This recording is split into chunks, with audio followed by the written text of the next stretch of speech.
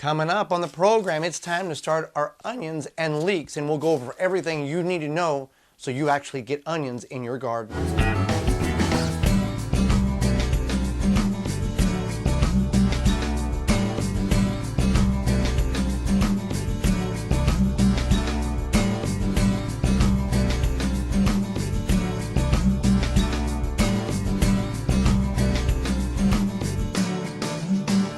The Wisconsin Vegetable Gardener is sponsored by the following. MIgardener.com, over 300 varieties of non-GMO, heirloom, organic flowers, vegetables, and herb seeds, all for 99 cents. MIgardener.com. Sioux Growing Supply, located in Wausau, Wisconsin, focusing on certified leaf compost, an excellent amendment for poor soil. With their new garden blend, improving soil structure in clay and sandy soil, great for creating new garden beds. Also available from Sioux's, pre-filled trays and pots with professional potting soil mix or organic rice hull-based potting soil mix. Bag and bulk of certified leaf compost also available. Visit SiouxGrowingSupply.com. Stop before you dig. Call Digger's Hotline first. Call 3 business days before you dig. It's the law. It's completely free and it's for your safety. Know what's below before you dig. It's your responsibility. Call Digger's Hotline or visit them at diggershotline.com. HappyLeafLED.com, commercial grade grow light with a home gardener's affordability. No fans, no motors, simply plug in and grow. Great for seed starting to lettuce to full grown tomatoes, all indoors. HappyLeafLED.com. Welcome to the Wisconsin Vegetable Gardener. I'm Joy Baird. We're going to start our onions and leeks indoors, and we're going to go over everything you need to know so when you start yours, or maybe you don't want to start yours, there are other options in order for you to have successful onions in your garden. Now we're going to start with a couple of things here. We want to go to the whiteboard here. Let's talk about onions itself. Onions are a unique type of root crop or vegetable, meaning it falls into 3 different categories: long day, short day, and intermediate day. It determines what variety you choose based on your geographical location in the United States. The long day are the northern portions of the United States and Canada. That indicates the length of sunlight during the peak summer. Here in Wisconsin, we can have daylight hours reaching 14, 15, 16 hours. If you're intermediate, that's between about Washington, D.C. in the United States to San Francisco, kind of that band of location for the intermediate. And short day is southern portions of the United States, where you have very shorter day lengths during the summer. Now you can go to any search engine and pull up long day map, short day onions, growing onions in whatever country you're in, and it will indicate long day, short day, and intermediate day. We also want to start our onions indoors 10 to 12 weeks before our last average frost date. Again, you can go to your search engine and type in your zip code, last average frost date, and that will give that to you. Now, the one thing you want to keep in mind when starting onions and leeks, it's really recommended to start them, if you're going to start them from seed, to start them in seed indoors. There are some other options that we'll talk about here. So there's 3 types of categories in which you can choose to grow your onions. We're starting them from seed. I'll show you the techniques that we're going to practice this year that has been different in years past because we want to have good, successful onions. You can get the sets. Those are the onions in the netting that look like little baby onions, and you just put them in the ground. Now, if you're going to grow onions strictly for the purpose of using them right away and not long-term storage, that may be the best route to go. Because onions are biannuals, which means they grow, if left untouched, they will grow 1 year, go dormant, and then regrow the second year and put on that flower pod or that big flower that you might see. What is occurring with the sets are those onions were grew, if you purchase them in the spring at your local independent garden center, those were grown in a greenhouse or location over the fall and early winter. They were plucked out of the ground, let kind of cure a little bit, put in a netting, and shipped to your independent garden center for you to purchase and plant. Well, when you plant those bulbs, those little onions, those bulbs are instantly thinking that this is the second year of their growth cycle, and the majority of those will develop a seed pod through the growing season. Now, the bulb is still edible, but the long-term storage is very short because the green stalk that the top portion that the bulb, the flower is attached to, goes all the way through the actual bulb. So it will begin to rot very quickly if you try to store it.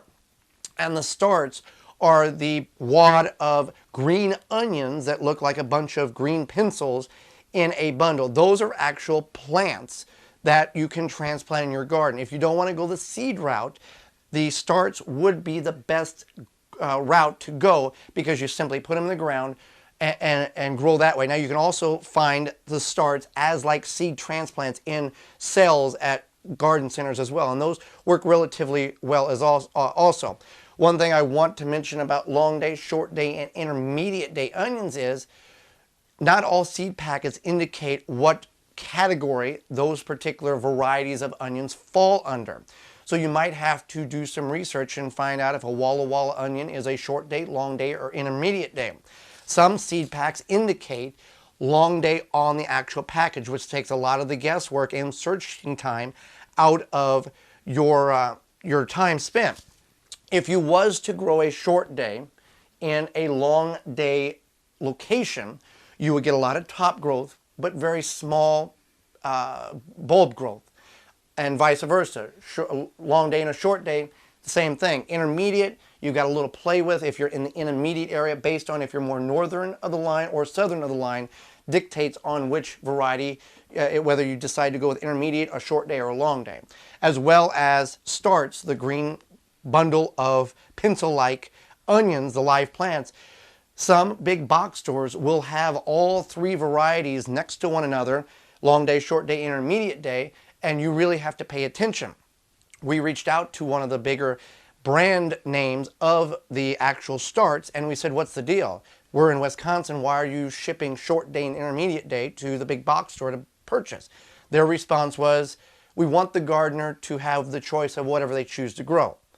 In layman's terms, in my understanding, we don't care what you grow as long as you buy our onions and you can deal with the problem later. That's kind of what we understood from the message that they gave us. So now that we've gone over all of that, let's talk about how we here are actually going to start our seeds. In years past, we have done seed starting with onions and leeks in a couple of different devices here. We've used the 4-inch plastic pot. Okay, it worked okay, dried out relatively quickly, and the end result was piddly, small, stalky onions. Very small, piddly, didn't do very good. We did the solo cup, same thing, had a little more soil, but you couldn't get a whole lot of onions in there, and they were not, if you don't remember to water, or they dry out very quickly. So these two devices work well for other vegetables, but not for us on onions. We went to using a 10 by 20 inch regular plastic flat, filled it with soil, placed our onions in it, sprinkled them, covered them. Worked relatively well for the leeks and the onions. The only disadvantage that we found with this particular device to be used is, true enough, the moisture did not evaporate as quickly because there was such a mass of it. But at the time of planting, the bottom was just a very large mass of entangled roots of leeks and onions. So we had to spend time removing the onions and untangling roots and tearing a lot of them. We did get some onions with that, but we thought there's got to be a better way. So this year we're doing little grow bags. Now these can be found at rootmaker.com. These are called Root Trapper 2s. They sell a variety of different sizes of gallons as well as raised beds. And these are about 6.5 inches high. These are 1 gallon grow bags. So we fill them up with soil, of good professional potting soil from Sioux Growing Supply. Just it's a combination of vermiculite, perlite, some slow release fertilizer, some certified leaf compost, and some heat moss. And we're going to plant our seeds in this. The advantage to this, we got 10 by 20 flats that they're setting in. We can bottom water, so that won't be an issue of lack of moisture. As an addition, compared to the 4-ounce cup or the 4-ounce planting or the solo cup, we've got about an extra inch of soil at the top. as well as these are designed to root prune or establish more roots. If you can see, there's multiple very tiny holes that help air prune the roots. And that way, this will actually increase some root development. And then at the time of planting, 10 to 12 weeks from now, when the weather warms up and the soil conditions are correct, we can basically just kind of tip this whole thing out and knock off the soil with the intentions of having very large and healthy onion starts, and we don't have to buy them at the store. Now we're growing 3 different varieties of onions from migardener.com, as well as 1 variety of Leeks, the classic heirloom American flag leek. So we'll start with this, and I'll show you the process. Now the nice thing about the seed packets here, these have approximately 250 onion seeds, which should be more than enough. So we're going to plant them all and pick out the best or see how it works out. The other thing is all the information is on the back. So once we empty the seed packet out, we're not going to crumble it up, throw it in the compost pile. We're going to save it because it does have valuable information. No matter how much memory you have and how much you remember, it's always nice to refer to the actual information on the back of the package on how long and all the spacing and all that. So what we'll do here is, I'll start with just a small handful so I know where I'm at. And I'm actually going to divide this particular grow bag, and I'm going to do this all of them, in quadrants just so I know what I've planted and where. And I'm just going to cover quadrant there. And I may not need all of the seeds, but I'm going to plant very heavily with them. And then I'm going to cover it up just like you would, and we'll bottom water. Now, we can grow these in a windowsill under big grow lights, but what we're going to do is we're going to grow them underneath the Happy Leaf LED grow lights, which is a really neat compactive grow light, and we'll show you that right now.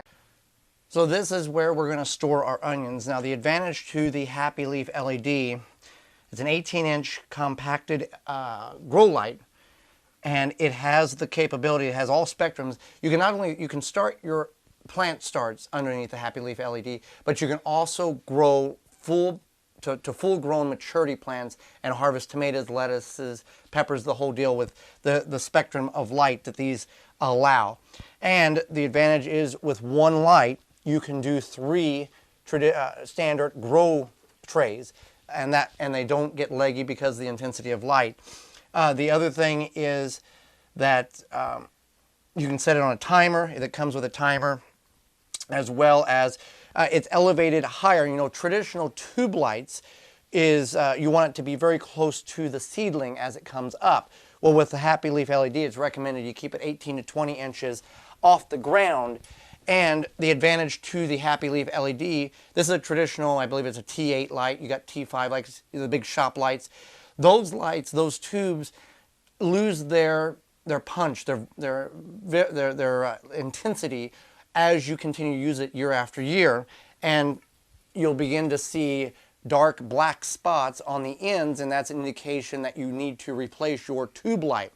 And this tube light's 4 foot long, and it has not nearly the capabilities of the LED light. The other advantage to the grow lights, the LED lights from Happy Leaf LED, is they have a minimum of a 50,000 hour lifespan. That's minimum. So if you do the math, that would be this light being on 24/7 for 5.7 years and not shutting off. That's how low the longevity is. So I'm going to go ahead and finish planting our onions. We'll come back and we'll talk about how to plant the leeks. But we were fortunate enough to talk with Victor. He is the inventor of the Happy Leaf LED when we visited Madison Garden Expo last year. He's not a guy that's buying it from somebody else who's selling it. He actually he understands the spectrums and all the science that goes behind it, and we was able to talk to him. I'm here with Victor from Happy Leaf LED, and you have a different perspective on growing indoors with LEDs instead of the traditional tube lights that we're all very familiar with. Yes, I hope I can show you some cool things here, Joey. And I'm going to have to apologize because I'm losing my voice, but What we've got here is a little demonstration that we have set up that uses a Burpee T5 fluorescent system and the Happy Leaf LED system. And what I'm going to try to do is do a quick demo of the difference between them. This is a Lycor power meter which measures photosynthetically active radiation, and it's the energy that plants use to basically grow. Right. So what I'm going to do is I'm going to put the meter directly underneath the T5 fluorescent system, and you can see we're getting about 43 micromoles. Right. And there we go. And typically you need between 30 and 100 micromoles for seed starting, whereas for fully growing a plant you want somewhere between 100 and 300 micromoles. So this particular light source is drawing about 31 watts of power. Okay. And the Happy Leaf light source is drawing 29 watts of power. So it's slightly less, but over a year, that's a big deal. yeah, over a year it's a big deal. But what's more important, and this is what I'd like to really show you, is that because of the fact that the light source, the LED light source, is so much more efficient, we're able to cover a much larger area for seed starting. So even all the way out here, we have 3 flats versus the 1 flat. We're able to get 46 micromoles, so which means that you can cover, for the same amount of input power, roughly, you can cover 3 times the area for seed starting.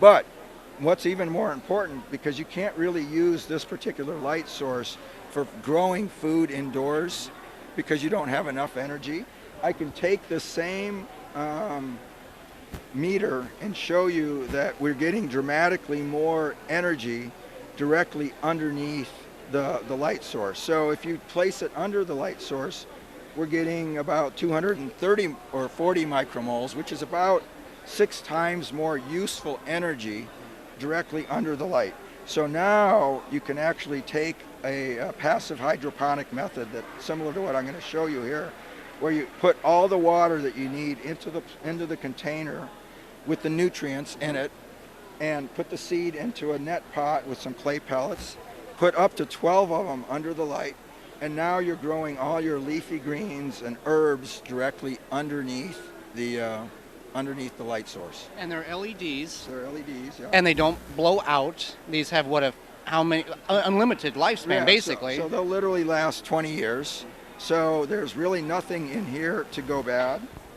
If anything ever does go bad, and it may be 3 to 5 years out, it's going to be in the power supply, which then you could buy on Amazon for $12, and this light will be good for literally the rest of your life. Now I want to go over and look at this grow tower here you have for, this is another form of it, and you were talking about you could use peppers, tomatoes, anything that kind of grows vertical. Right. So this is just a way it's a stand, it's a vertical stand, and I grow my tomatoes, peppers. I know there are people growing orchids that grow taller. I actually have some cucumbers growing in this type of stand as well.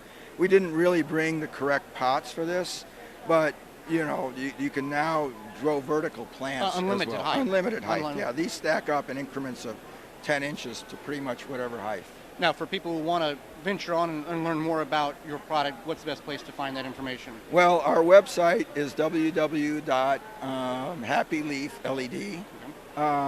And we are going to we have a YouTube channel set up where we're showing people how to set up the passive hydroponic method.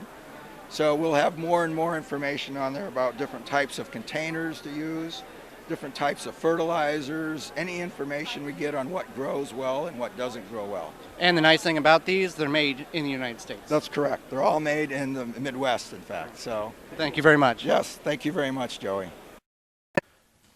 So I've got the onions all planted and identified. You can use any type of identification simply because if you're wanting to designate your onions for different patches or different, red Spanish or ruby red, white Spanish, yellow Spanish, that type of thing you want to know, we just use window blinds and cut them down.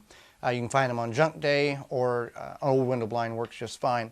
So the leeks, we're going to plant leeks. That's the last thing I got left to plant. Now leeks, unlike onions, leeks, it doesn't matter where you're at in the world, plant leeks, they're going to grow. So that doesn't matter. They're not categorized as medium, short, long, or intermediate. They'll grow anywhere you put them. And the traditional thought process in growing leeks is the bleached or white portion, and they're very close, they're identical to the onion seed, so you want to make sure you mark that so you know what you got. The bleached portion or the white portion at the bottom is the traditional portion that you eat. The whole plant is edible. You can dehydrate it and turn it into leek powder if you want. And you can go that way so you're not wasting so much. Now I'm going to plant these extremely heavy.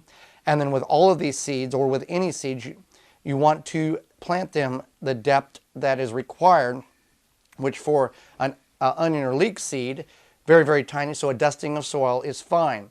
You want to go, if the seed is 1 inch in size, you want to plant it 1 inch deep and cover it with 1 inch of soil. So keep that in mind how you want to do that. Now this is just one way of many different ways that you can go ahead and plant your onions or leeks. You can also use these in these expandable peat pellets.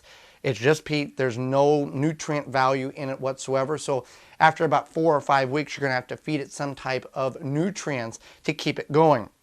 You could do onions and leeks in this. You would put 2 or 3 onion seeds or leek seeds in this and wean it down to 1 and then plant this.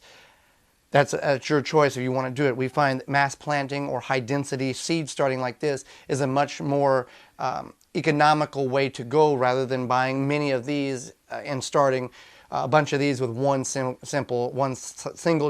seed or leek or onion in it. Now, whether you use these for leeks or onions or peppers or tomatoes or whatever, there's a netting around it. You do want to tear the netting and remove that at the time of planting, because regardless of what the manufacturer says, this does not break down. It inhibits root growth, and years later we still are digging these up and the roots are still all entangled in the netting and it hasn't broke down. So keep that in mind. So we've got them all planted here. We're going to finish topping this off with soil to cover the seeds, and then we will bottom water. And the key to bottom watering is, one, you're not blasting water on top of the soil and blowing out the seeds. Secondly, you're allowing the soil to naturally wick up the water that is needed. So we'll put a gallon of water in here. These are large containers, and let the soil all get fully hydrated. Let it sit for an hour, and then dump the excess water off. So it's not setting in water and start, mold and fungus and all that stuff is developing. You want to make sure they're hydrated, drain that extra water off, and that's with any type of bottom watering. So I hope this has helped you in the understanding of why maybe your onions in the past years have not done what they intended or was supposed to do, which was bulb up. And with the different categories of them, and possibly this might be another way that you choose to start your leeks and onion seeds to encourage great root development and have a healthier plant when it's time to put it outside. Thanks for watching. Join me again next time for more organic gardening and food preserving. I'm Joy Baird, and this has been the Wisconsin Vegetable Gardener. For more information, please visit thewisconsinvegetablegardener.com.